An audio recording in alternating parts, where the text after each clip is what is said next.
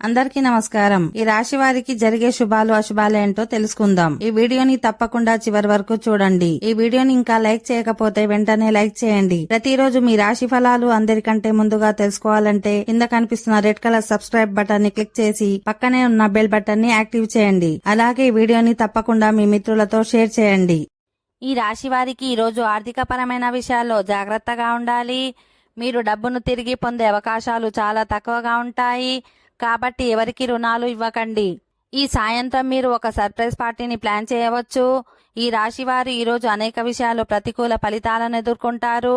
పరిస్థితులు చాలా వరకు మీ నిర్ణయానికి విరుద్ధంగా ఉంటాయి.